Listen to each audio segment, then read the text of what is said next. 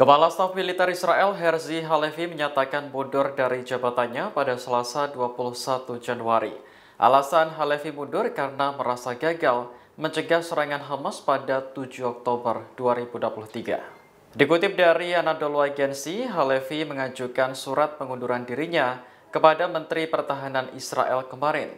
Namun, jabatannya baru secara resmi akan dilepas pada 6 Maret mendatang.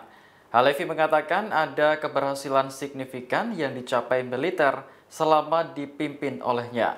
Namun, ia juga mengakui tak semua tujuan perang tercapai. Halevi menyebut tentara Israel akan terus berjuang untuk melenyapkan Hamas dan memastikan seluruh sandera bebas. Sementara itu, perang di jalur Gaza untuk saat ini terhenti karena gencatan senjata. Hamas dan Israel sepakat untuk melakukan pertukaran tahanan sebagai bagian dari perjanjian tersebut. Meski begitu, kekerasan yang dilakukan militer Israel tetap terjadi di tepi barat Palestina.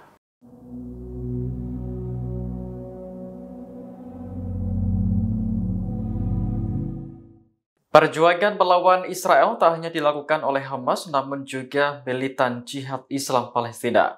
Jihad Islam menilai bahwa Israel gagal mencapai tujuan perang di Gaza dan hanya menuai kerugian.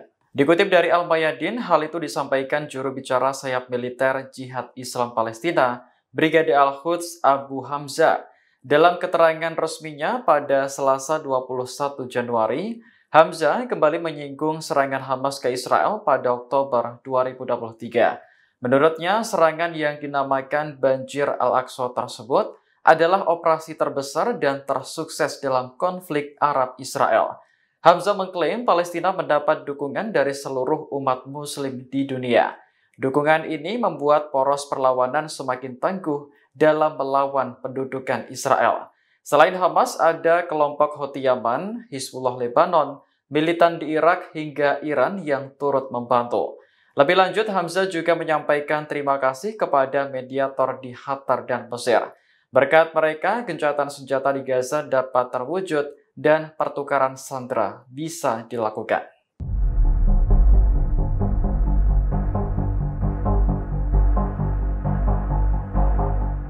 Kekerasan di tepi barat Palestina semakin meningkat pada Selasa 21 Januari malam dengan jumlah korban tewas mencapai 10 orang. Tentara Israel secara keji membunuh warga bahkan di depan keluarga mereka. Dikutip dari Anadolu Agency, korban bernama Ahmed Sayyib. Saat kejadian, ia sedang mengendarai mobil dengan istrinya duduk di samping dan 3 anaknya di kursi belakang. Tiba-tiba Sayyib ditembak oleh tentara pendudukan Israel saat hendak pulang ke rumah di Jenin.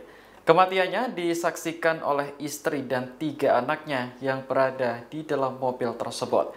Laporan itu juga dibenarkan Direktur Hubungan Masyarakat dan Media Jenin, Bashir Mahaten. Ia menyebut lebih dari 600 warga Palestina melarikan diri di tengah operasi besar-besaran Israel ke Jenin. Israel hanya mengatakan bahwa operasi tersebut dinamai Tembok Besi dan kemungkinan akan berlangsung beberapa hari. Sementara itu, otoritas di Jenin mengatakan tentara Israel mengepung kamp hingga menghancurkan jalan-jalan utama.